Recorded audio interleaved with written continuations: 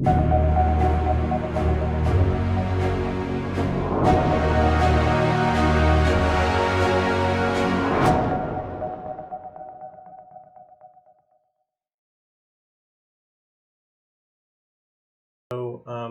this video, I'm going to show you how I made a punching meter out of a load cell. This is a 500 kilogram load cell.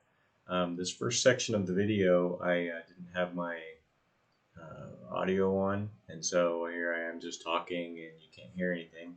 But what I'm basically doing is just showing you the different components that I started with. That's the load cell, and then there's a load cell amplifier that I got off of SparkFun, and I'll put links to that in the description. It's like the HCX11 or something like that. And so I would say the next couple of hours are me spent soldering the wires. And so there's other videos out there that are better for showing you how to solder. So I'm going to go ahead and skip all the way past to where there's actual audio, and I get into the programming of the Arduino. And so, because you don't really need to see me solder all these wires on. And in the end, I ended up cutting all these wires so that I could fit the wires through the hole in the box that I make. But I'm going to go ahead and skip right to the next section, which starts the programming. All right, thanks. All right, so here we are out at the shop, and I brought my laptop out so that we could just hook everything up right here. Hopefully you can see everything. I've got the hookup instructions for the HX711, which is this amplifier board. I've got the hookup instructions up so that I can get this thing hooked up to the R3. So according to this, it says if your microcontroller uses 3.3 volt logic, you'll want to hook VCC to 5 volts and VDD to 3 volts. And now the Arduino has a 5 volt and a 3.3 volt, and so I'm going to hook the VCC, which is one of these red wires, this one, to the 5 volts.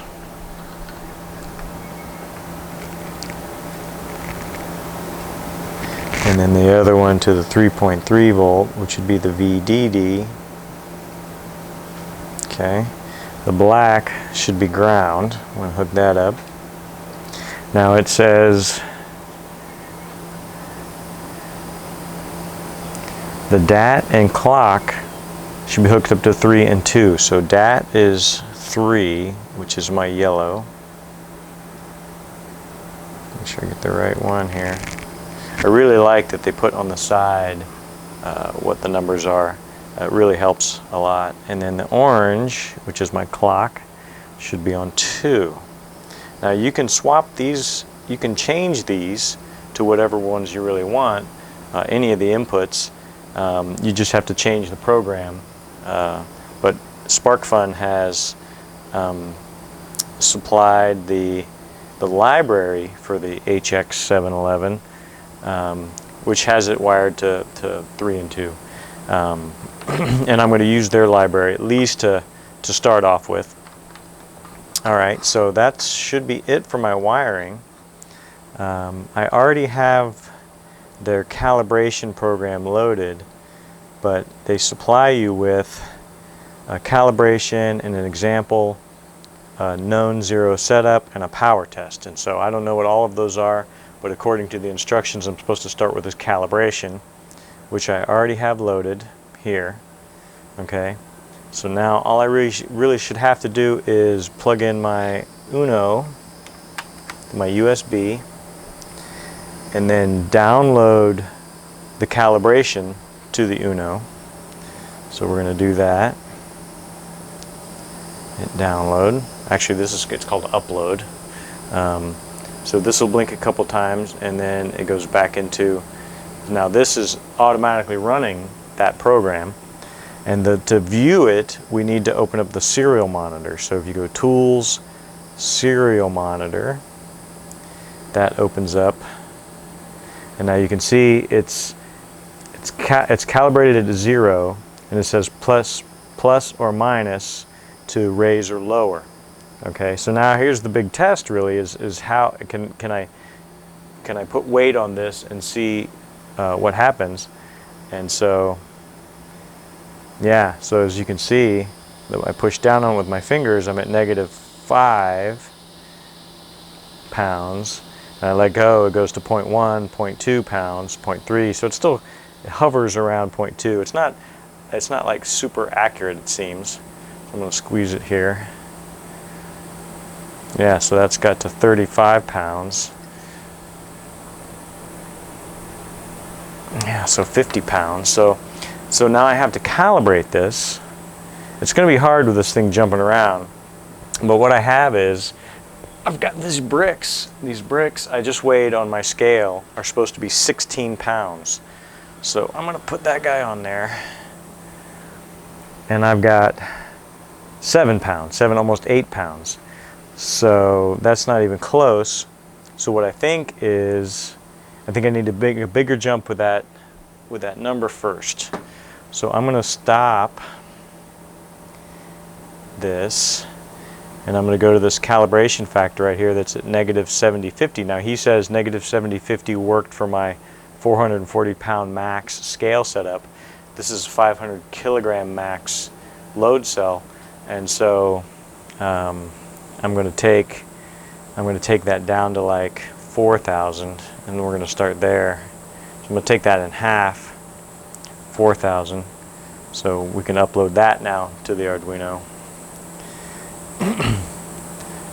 Load our serial monitor. But actually, we can leave that serial monitor running. It's not going to hurt, so I'll just Alt-Tab back and forth. All right, so now let's see what we got. Like I said, this is supposed to be 16 pounds, and so this says 13 pounds. Okay, so, and I'm supposed to hit plus and enter, and it'll change. So as I do that, it starts to go up.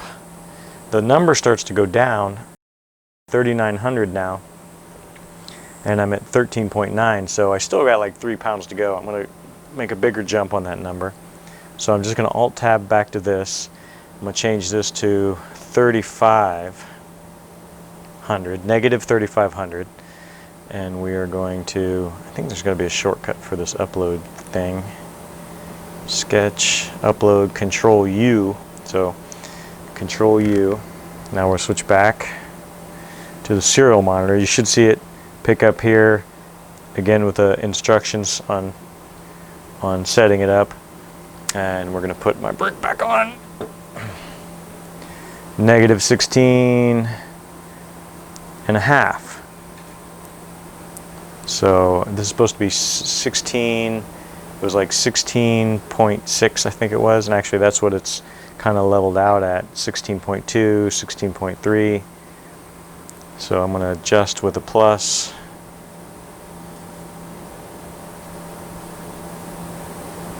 So that actually went down a little bit. I'm gonna hit the minus. All right, so I'm gonna go with 3350 as my number. All right. So now I have another weight here. I've got a 45 pound weight from my gym. Let's see what this guy says. I'll try to just support it, not put any weight down. So it actually says 45, 44.9. So that's actually pretty good. I think that's pretty close, 44. 44.6. Seems to jump around quite a bit. 44.9. There we hit 45. I'd like to have it hover around 45. Wish I could get that to stay.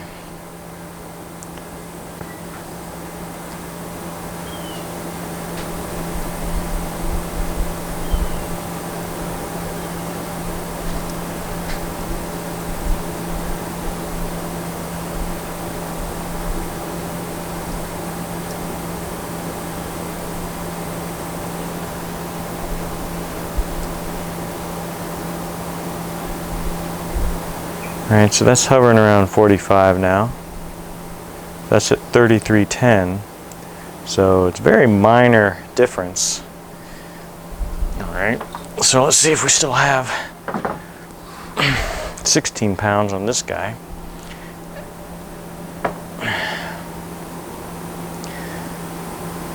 So yeah, 16, negative 16.9, negative 17. Now, I don't know how accurate my scale in the house is. Pretty sure that this 45 pounder is probably pretty accurate. And so if I add this to this, I should get, so 17 and 45 is 62.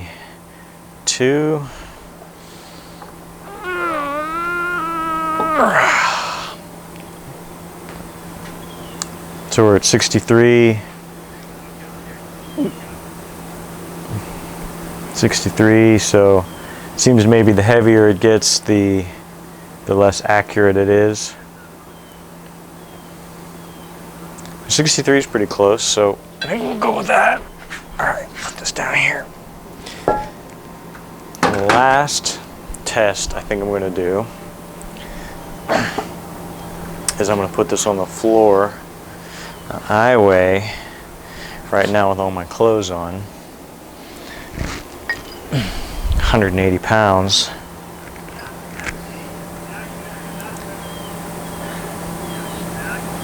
And I am at 183, so we're going to bring that down a little bit.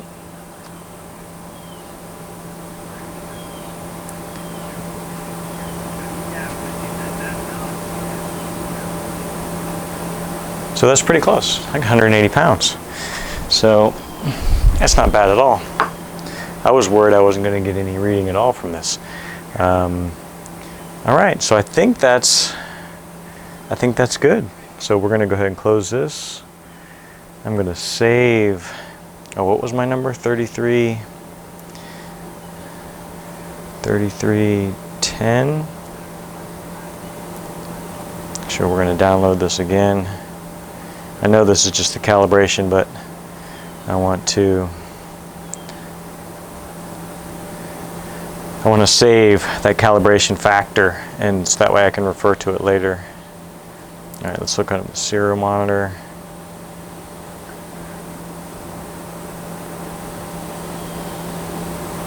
Let's just use this guy here to get about 16. It's a little high.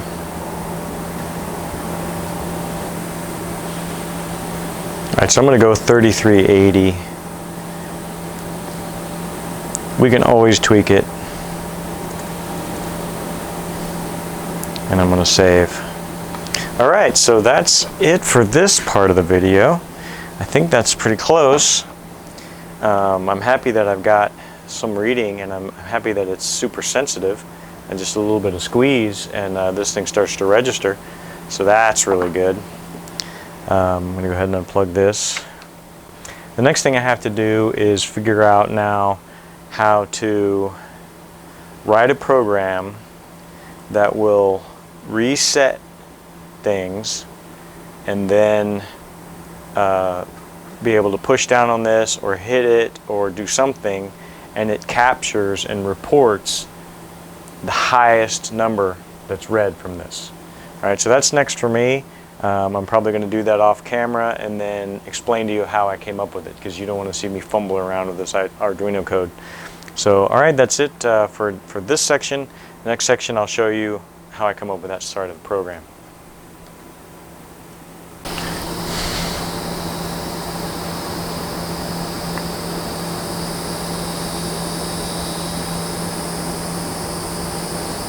All right, so just a quick update on where we're at.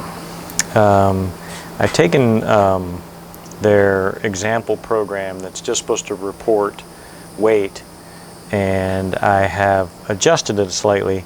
And what I did was I've added a few variables, measurement, previous measurement, and the high measurement. In the setup, I initialized these at 0, previous measurement at negative 0.01, and then the high measurement at 0. And so that way I can do some math and say if basically first thing I do inside the loop is I get the measurement from the scale, and the scale get units is what's called in the HX711 library, and then I compare that with the previous measurement. So if the measurement is less than, because this reports negative numbers, so the more weight you put on it, the higher, or I should say the lower the number is. So if it reports negative 167, that's 167 pounds being pushed onto this. I could probably adjust that, but I'm just going to go with it. But anyway, I say if the measurement is less than the previous measurement, then mark that as the high measurement, and also set the previous measurement to that measurement as well. And if it's not less than, which means I've pushed down on it and now it's on its way back up, then just report what the high measurement was. So don't capture anymore, don't change any more settings, just report what the high measurement was. And so let me give you an example of how this is now working. So I'm going to hit Control U to download it to the R3, to the Uno. I'm going to open up the serial browser, and you'll be able to see here that it's just reporting the -1, which was the previous lowest number. But if I push on this, then it now just reports the -58. No longer is it 0 or does it give me any other numbers. It gives me the highest weight that was on there, if that makes sense. So I can go here, put this guy on there, and actually I pushed down more than 58. This is 16 pounds, I pushed down 58 pounds. So it didn't change, because even though this is going up and down, which we know it is, it's not higher than 58. So if I push higher than 58, you can see now I've got it to 113. So now I've got this now recording the highest measurement that it's detected. Next thing I have to do is actually tell it to stop looping. I don't really want to see this number every single time. I only want it to spit out one time what the highest number was, and then reset the program. So I can hit it, see what my number was, let it reset, hit it, see what my number was. And I may do that, hook up like maybe I could do the reset button. So if I push the reset button on the Uno, then you'll see this starts over, right? And then I can hit it, and that's 7 pounds, and I can hit it, 9 pounds, I can hit it, still 9 pounds, 17 pounds. Okay, so that's the idea. Alright, so we are back after figuring a couple things out, and I'll walk you through where I'm at right now. So we'll go through the program line by line really quick. So basically what I have is including the library, defining the calibration factor, setting the pin numbers, the HX711 is a variable, the scale, so that basically connects to the scale.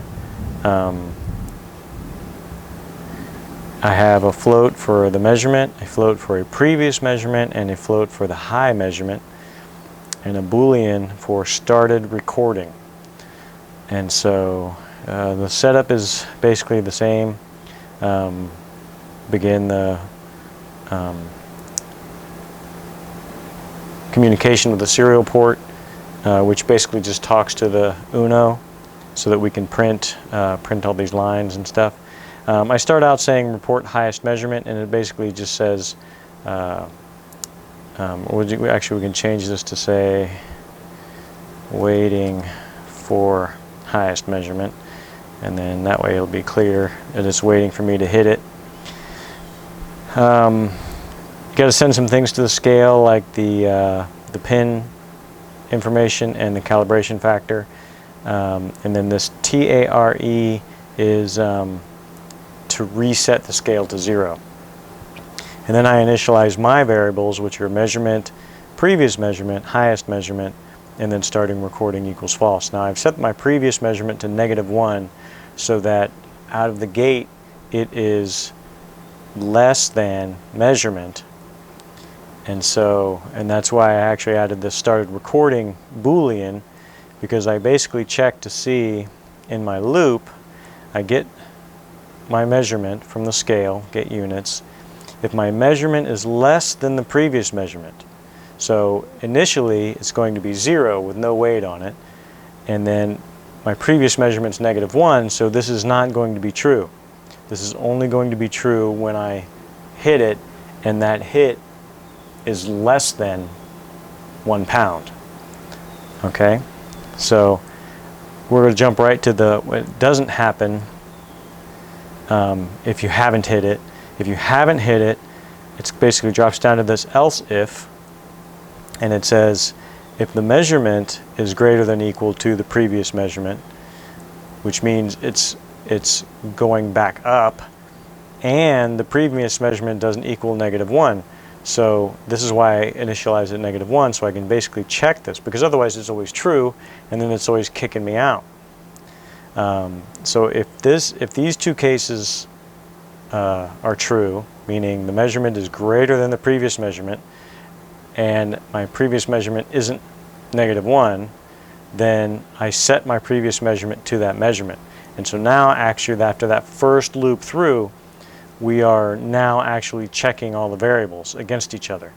So what happens is, now when my measurement is less than the previous measurement, which means I've applied some pressure on it, then it's going to basically keep going into this section, and I put the started recording equals true, which is just another kind of check for me that says, okay, look, I've hit it, I've started recording a high measurement, and that way down in this other section, when it starts to go back down, I can say if I've already started recording, then just run to the finish function, and I'll show you that in a second. But inside of this loop still,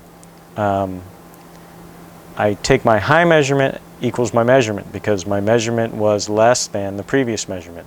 So each time this is true, I want to capture that highest measurement in this high measurement variable. Then I set my previous measurement to the measurement as well, and so that way we can loop through again, and if I'm still applying pressure and still pressing down, this is still going to be true, and it's basically going to keep setting this high measurement until it's not true. When it starts to go back down, then it drops into here, right, which we've already been in here once, okay, and then it goes, if started recording, which I have, because this was true, then run to the finish. Now the finish basically says it's going to output to the serial port the highest measurement, that variable highest measurement, pounds, because that's what everything's calibrated at, and then I wait for a reset. So this while one will just loop here forever and never go back into this loop, and is basically just waiting for me to hit the reset button. All right, so let's see how this looks in action. I'm going to Control U, download this to the Arduino. Okay, I'm going to Control Shift M, get to the serial port. Now you can see it says waiting for highest measurement. Okay, so I'm going to hit it, 10 pounds. Okay, now it doesn't matter how many times I hit it, it doesn't matter, I'm not looping, I'm not checking anymore. Okay, so I have to reset. It'll go waiting for highest measurement, and then I push, and then it reports the highest measurement. All right, so that's where we're at right now.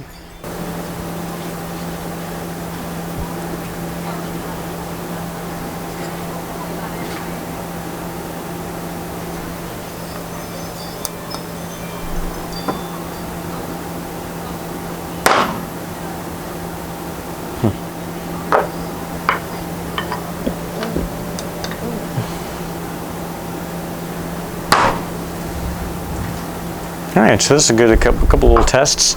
It seems to be working. I hope that, my only fear is that it measures, let's say, every second, and if I get the maximum impact in between seconds, I might be off by a hair, but it'll still have almost up to that point, and at least report something back. My other fear is that this thing might not be able to take being pummeled on over and over and over again. Then it's maybe more for an even load, not for shocking load. But this thing seems like it's a really sturdy device, so that's just gonna be time will tell kind of a thing. All right, and so the next things I got to do, I don't want to have to reset the button every time. So what I think I might do is program this to, instead of wait while 1, to wait a certain number of seconds and maybe beep once it's ready to go again. So it'll maybe punch it, and then you wait 5 seconds, it'll beep, reset everything, and then you can punch it again. The other thing I have to do is, obviously I don't want to have the computer there the whole time. I want this to be in a self-contained little thing. So the next thing I have to do is use either the quad 8 segment LED to basically be able to report the number that's spitting out here, or use one of those little displays that I got. So I've got a couple different options. I need to find out how difficult it is for those displays to be programmed, and I also need to find out how expensive they are.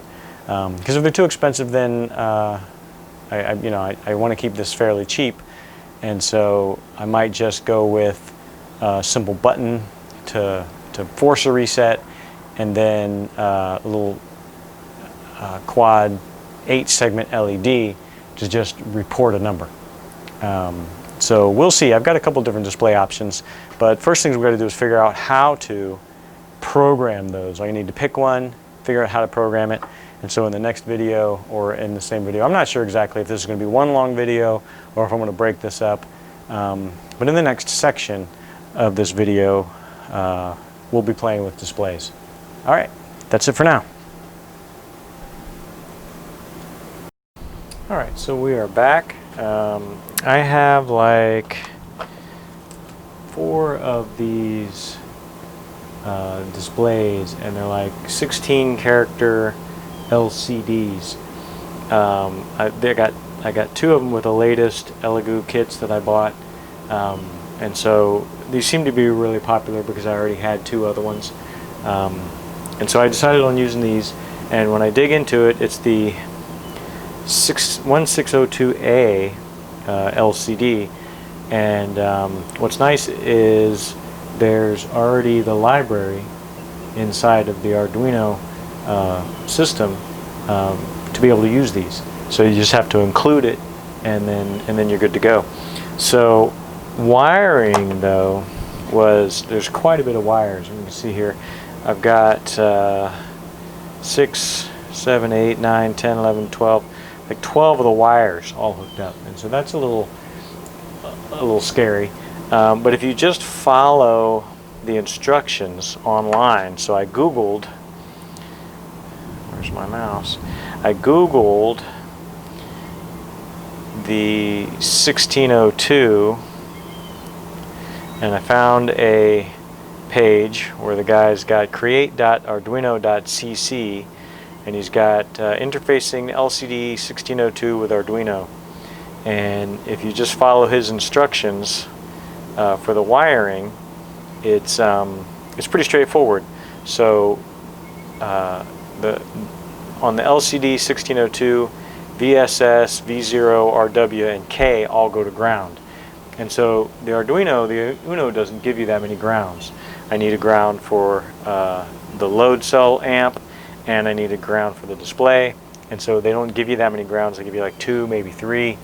And so what I've got here is I've got a breakout board, a breadboard, solderless breadboard, and I've got all the grounds connected here. And so that way that frees up, I got 1 ground from here that goes to the solderless breadboard, and then all the other grounds go into that channel. Same thing for the 3.3 volts and the 5 volts. I've got those split out over here so that I can basically plug in the 3.3 volt that I need on this one and the 5 volt that I also need on this one, all into the Uno. And so I'm only using this breakout board temporarily. When I get done and I actually wire things up, I will probably create either some kind of little circuit board or something that will have all the connections that I need on it. But let's continue here. So I needed those 4 for ground. VDD. Now these are all labeled with the silkscreen on here, and so VDD goes to 5 volts, RS goes to 12, pin 12 on the Arduino, E goes to 11, D4, 5, 6, and 7 go to 5, 4, 3, and 2, and then finally the A goes to 3.3 volts. And so if you just follow those instructions, it's not very bad at all. And the only other thing I had to do was, since this board is going to use the 2 and 3 by default, and I know that I had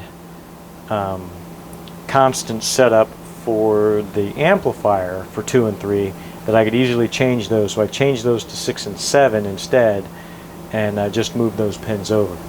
Alright, so let's take a look at what we've got here first. Let's look at the program. Okay, and so I'll switch to the screen view. But now what I have is, at the top, I include the liquidcrystal.h library. This stuff is still the same, except I've changed the out pin and the clock pin from 3 and 2 to 6 and 7. These are setups for the display board, and again I copied them directly from that guy's website, but it's basically saying that RS is 12, EN is 11, D4, D5, D6, D7 is 2, 3, 4, 5 respectively, and then you actually pass that to the liquid crystal display. You set up an LCD and you pass it those values. So I could have done 3 and 2 and done 6 and 7. I could have changed either one of the numbers. I just chose to change the ones for the amp, that's all. Alright, so I actually still have the serial print lines in here, which I can remove. But down at the bottom, I've got LCD.begin, 16,2, which puts it at the very front of the display. And then I say LCD print waiting for hit. Okay, and that's going to display waiting for hit on the display.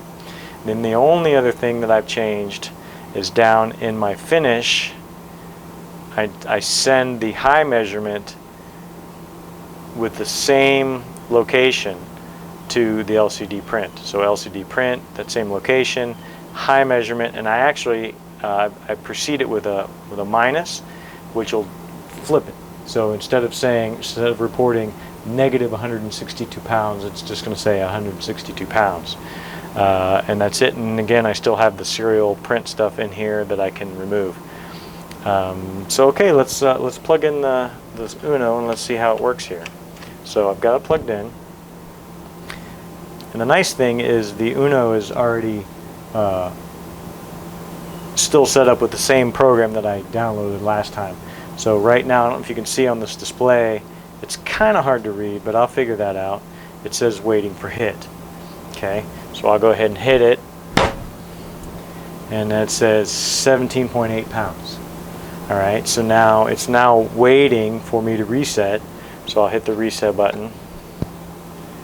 Now it says waiting for hit, and I'll just push on it. 61.4 pounds. So it's a little hard to read, and so I'm going to have to read up on this display and see how I can get rid of these backlight things. But that's pretty much it for that. The display works pretty easily. Just basically just include the library and send what you want it to say. Now I just have to figure out how to get the contrast better, which I'm sure is either a setting or what you pass it as far as voltage on that backlight. So next section, I need to probably wire in some button that I don't have to. Once this is enclosed in a little area, I'm going to want a button on the outside to force a reset if I have to. And then, like I said, I think I will either add a beep, so I need to add a buzzer or some kind of beep, and add a couple other little things. But so far, I mean, this is coming together really good. The really nice thing about programming with this Arduino is everything's modular. Everything's modular. Like, this is a modular thing. It includes the library that has all the code for it. The amp is modular, and so you just plug, as long as you have enough pins available to add all the things you need to add, you should be able to tack on the few little items that you need. And so that's it for this section. The next section we're going to start to tackle probably the button, maybe the buzzer. Start to think about getting this thing mounted on some aluminum plates with a pad so that I can actually start to hit it and see what kind of force I can generate and see what kind of response I get. All right, so that's it for this section, and we'll be back when we add some more stuff. All right, so one more little thing that I've added now was a button. I just kind of clamped on these little wires onto this little push button that I have, and it's got a normally open, normally closed section, so I have it on the normally open. And the way that you wire in a external button for the Arduino is there's a ground wire that I put on the common on the button, and then there's a reset pin. And so what happens is, so right now, as you can see, it says waiting for hit. So I'll go ahead and trigger that, and now it's stuck in that loop. Basically this is while 1, so I need to reset the Uno now, and so I can just push the button and that reset. Now it says waiting for hit. So this can also be used to reset after the hit, or if things get kind of glitchy, I can just basically push this button and reset the entire Uno. Alright, so next I have to start thinking about mounting this to a couple of pieces of aluminum. I'm thinking I'll use aluminum because it'll be more durable. If I used a piece of wood, eventually the wood's going to break and crack. So I'm going to use some aluminum, and to do that I've got these holes here and these holes here. These holes are threaded, and so I'm going to find the right screw, make myself an aluminum plate, and then I will drill holes where these are and either countersink screws into the top of the aluminum plate so that I can bolt it to it and have a flat surface. But then locating the holes is going to be tricky. So first I probably have to make little screw-in things with a sharp point so that I can hit it on there and make little dimples in my aluminum. But that's probably going to be next. I'll make the little aluminum plates, and then I have to start thinking about how I want to assemble all this into some kind of box. The box that I make will have to have a spot for the button, a spot for the display, a spot for the cable to come out for the load cell, and everything else can be put inside. One thing I also noticed is I tried to use the power supply that came with the Uno kit, and I tried to plug it directly into the Uno, but that was giving me weird characters on the display. So right now I'm still powered through the 5 volts through the computer, and so I'll probably have to figure out what's the right wall wart to use for this system, or hook up a battery, which is probably not going to be very fun to change the battery all the time. So I'm not sure how long the battery would last, but if I do hook up a battery, then I'll definitely have to have a way to turn it on and off. So we'll figure that out as we go. But next is going to be mounting plate. Alright, so I've got a couple of pieces of scrap aluminum here that I'm going to use to bolt onto the front and the back. Both of these are going to be cut down to size. So this one's probably going to be the back. I like that it's nice and big and gives me a bunch of holes I can mount it to something else. And this one I'll probably cut square out of and put on the front. So there. So I'm probably just going to use like this area here and this area here as the center. And what I need to do is I need to transfer the hole locations to the plate. And so what I think I'm going to do is line up the cable coming straight to one side, and then I'm going to knock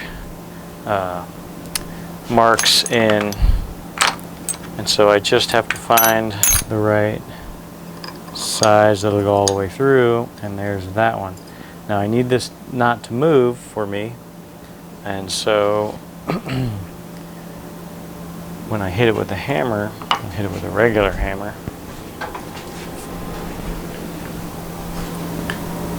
So I really need this knot to move. I should probably double-sided tape it to there. But let's see how it goes here first.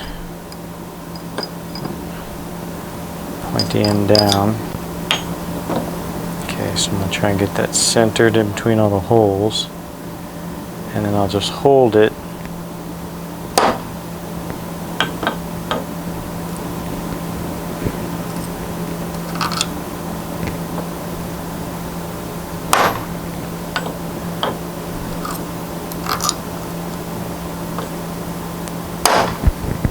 Alright, now I should have 3 little dots. I'm going to make them a little bit darker with this punch.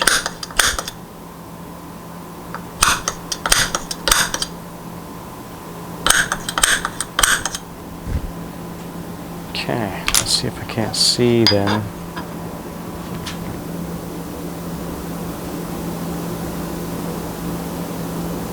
Can't see that one.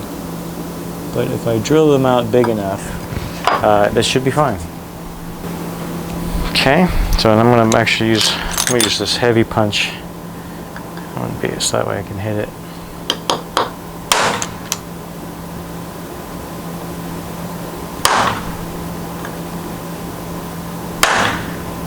There's some holes. I'll drill those out and countersink them for the size of the socket head that I've got. And then this one will be good to go. And now that's that one. This one, I'm just going to try and do the same thing, but I'm going to flip it just in case. It's not very important. I just want to give myself a bigger area to be able to take the impact.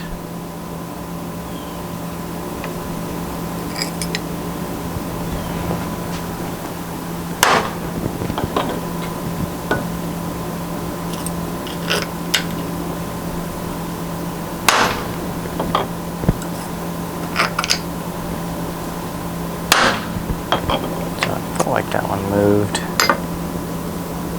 So what I can do is drill them both out at the same time as well. That looks pretty good though. Alright, so let's make that a little bit deeper.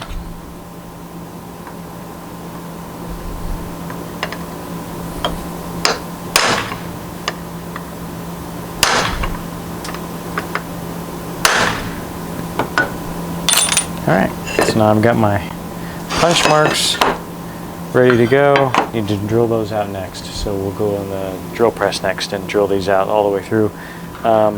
Nice and small though, it doesn't have to be too big, just a little bit bigger than these, so I have a little bit of wiggle room and I can tighten it down. Alright, that's it for this section.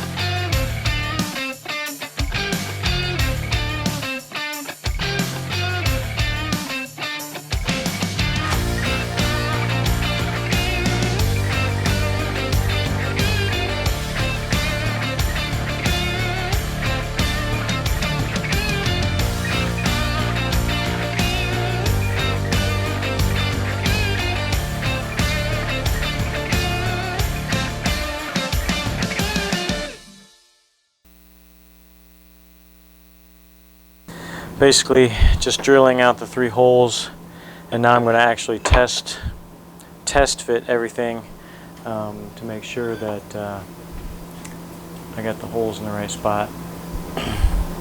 So I'm just going to feed this through here, screw it in. Actually, this is going to be the bottom, so I'm going to screw it into the base here. Alright, so there's one. Alright, that's 2.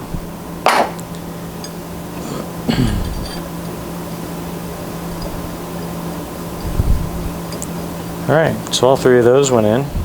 Perfect. Good. Now I'm going to countersink these all. So, but now that I know that they're in the right spot, I can just drill them out and not have to worry about where they're at.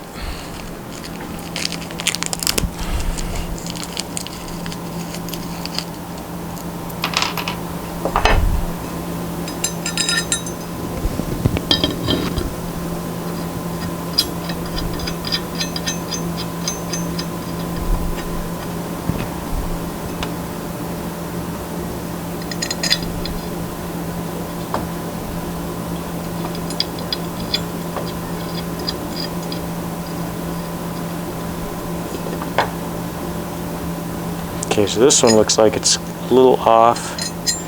Actually, I think it's this top one. So I'm going to put this one in.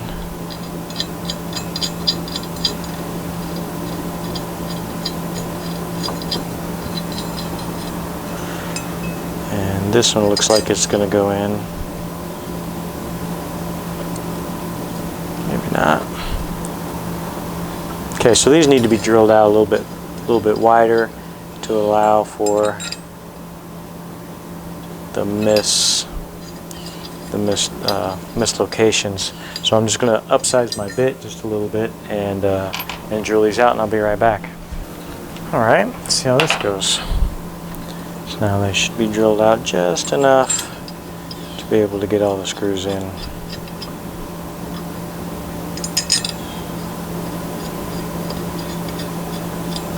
Maybe not. Maybe this last one's going to be a little tight.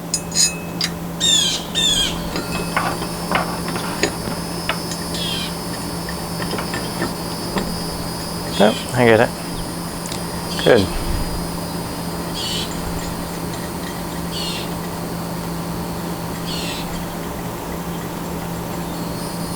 Okay, same thing. I'm going to countersink, and that should give me good solid plates to punch on. Down to, let's say, 70. We'll see how that goes.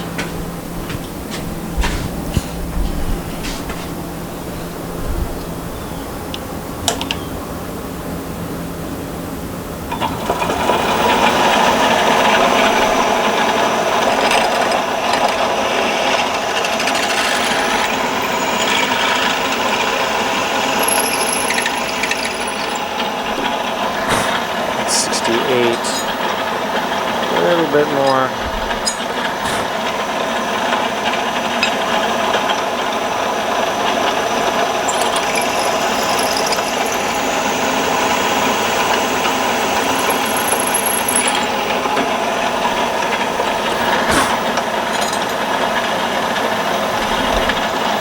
Yeah, 70 should be good. Gonna blow a fuse. Weird. Okay, so the 70 is good.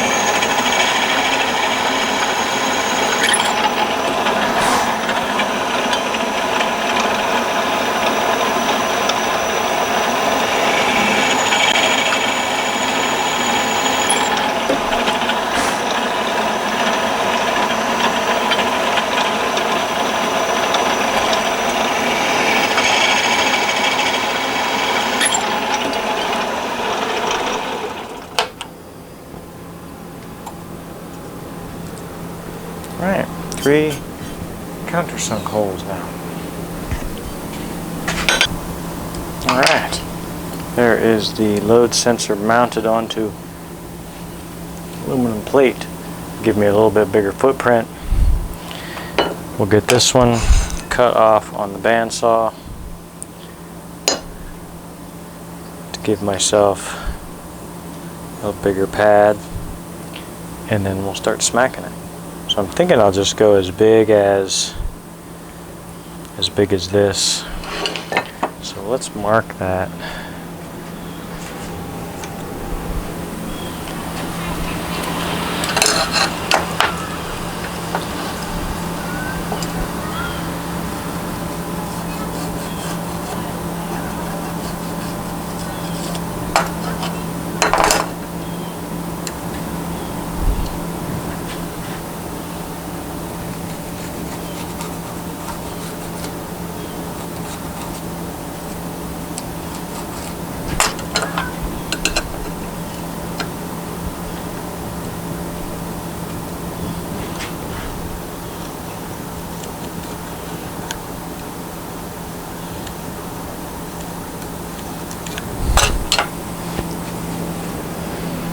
Alright,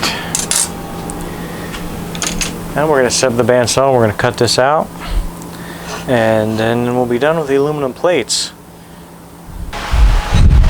Alright, I'm just going to use the blade I have on there, and I'm going to measure this guy right to there,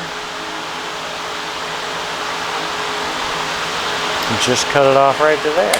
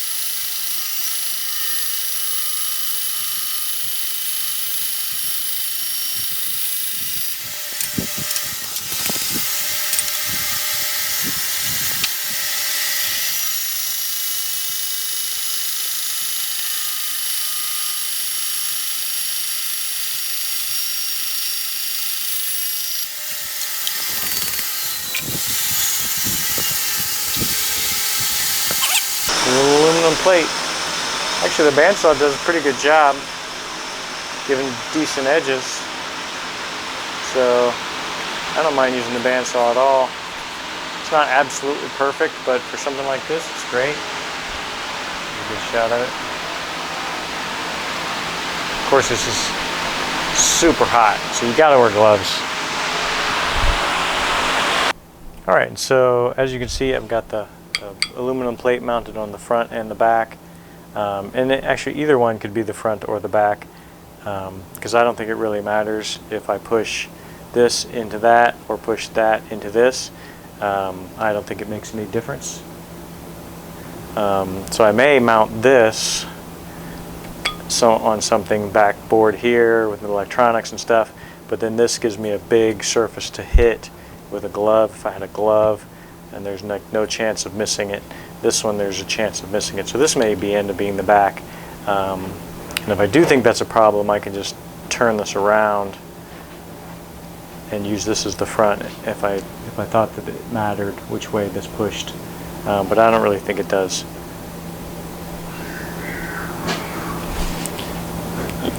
Alright, that's it for this section. And the next section is going to be building some kind of housing. Probably finishing up the electronics and wiring them. I may build the housing next and then actually take a couple whacks at it with the pad and the glove and everything on it, just to see what kind of results I get and if I think it's fairly accurate. I can definitely tell the difference between when I punch something lightly and when I punch something hard. And so if I get the results I'm looking for, even if it's not exact poundage, I don't care as much as I care if I hit it lightly. It tells me I hit it lightly, and I hit it heavy, and it tells me I hit it heavy. I've got some ideas for programming some different coaching things into it. But that's for once I get all this other stuff done. So all right, that's it, and we'll be back to work on this some more. All right, so here's a look at the finished box. As you can see, the button, the display, and basically what I did was I secured everything inside with just some hot glue. And so I've got my Arduino Uno here with the shield on it, and then I've got everything soldered in place. There's only a couple things that are just stuck on, and those I hot glued down as well. I soldered these on, and then these here I soldered these on, and then these on the display board are just stuck on. Let's see if I can get a good shot here. And then I hot glued those, and I hot glued everything in. I hot glued where the wires go in and on the outside. On the lid, I glued small pieces around the outside, and so those now can just basically hold it on like so, and that's good enough. You know, there's not going to be much activity here, but then we plug it in.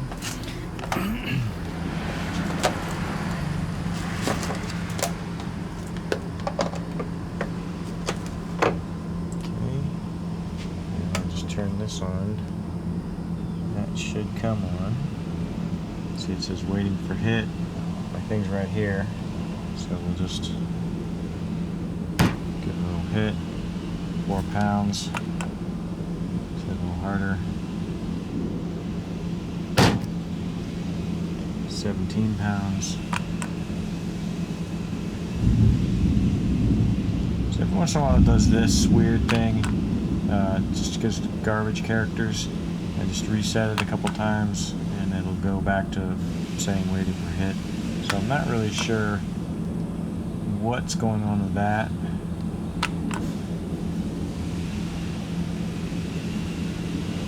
Alright.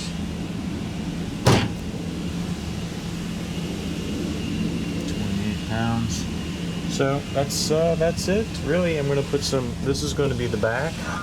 That's going to be the front. I'm going to cover that with some foam, some like hard rubber or something, so that when I punch this thing, I'm going to use gloves obviously, but it cushions the blow just a little bit. This will be the back, and I'll put some straps or something on here so I can strap that on a heavy bag, and that way this will be out front. I'll probably round off these edges as well, because I don't want that to be able to dig into the heavy bag and cut it. So I'm going to do that next. I'm going to round these off and then figure out a strap and get some rubber for that. So let's just see what this does from this side.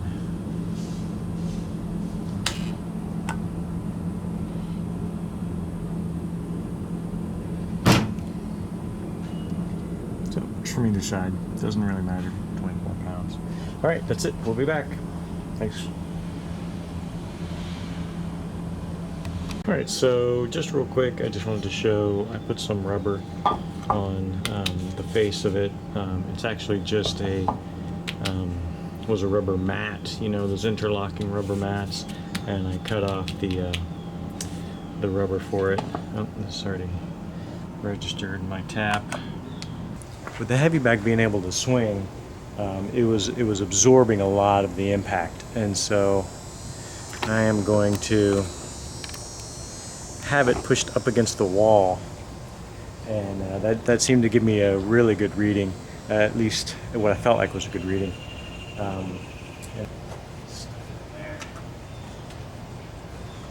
Okay, so it says waiting for hit. You can't see that from here. Move in a little bit.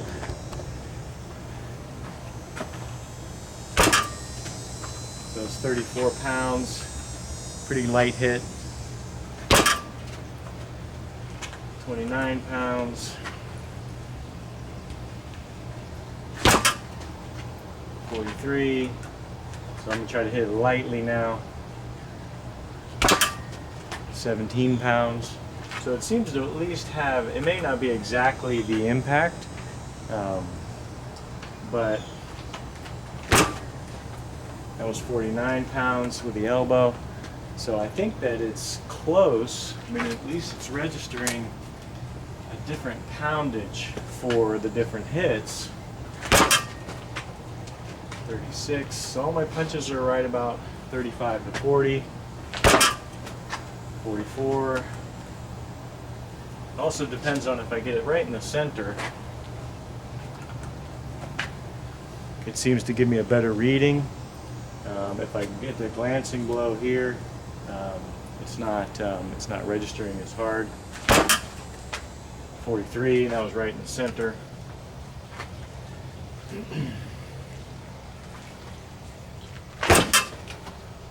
55 with the elbow, and that was a pretty hard strike. I mean, that was pretty good. All right, so now we see what it do with a kick. It's a little high for me. 110.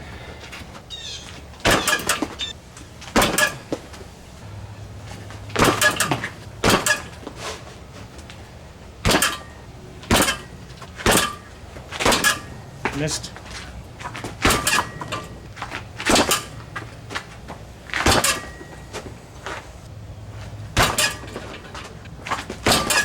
Too high. 113 with the side kick.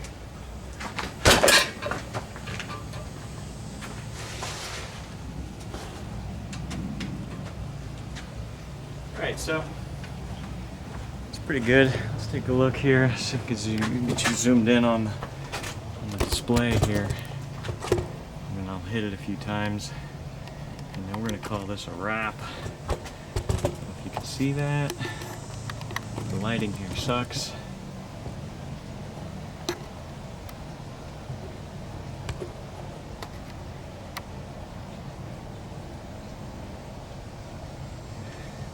Hopefully you can see that.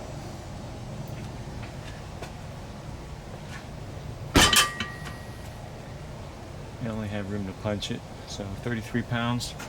Anyway, that's the project. I do feel like that, let's come out. I do feel like that this is going to eventually cut into the bag. So I think I might put rubber on here too, just to try and prevent it damaging the bag. All right, that is it for this project. It was a long project involving a lot of different things, electronics, some machining, some, you know, the will to do something that you shouldn't probably be doing at home, you know. This kind of stuff you can buy, but it's really expensive. So